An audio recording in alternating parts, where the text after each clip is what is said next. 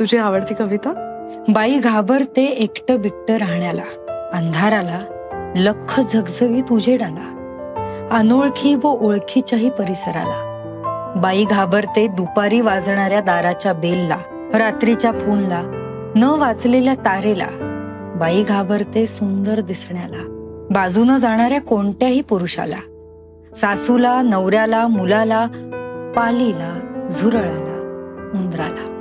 बाई विखरून ठेवते बाईपणा लाख गोष्टींमध्ये आणि जपत बसते पुन्हा ते कुंकवापासून ते गर्भाशयापर्यंतचे एवढे तेवढे तुकडे, क्षमतांच्या फटी बुजवणारे.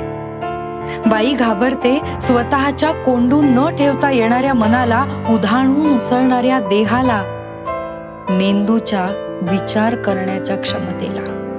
बाई घाबरते अखेरपर्यंत स्वतःला.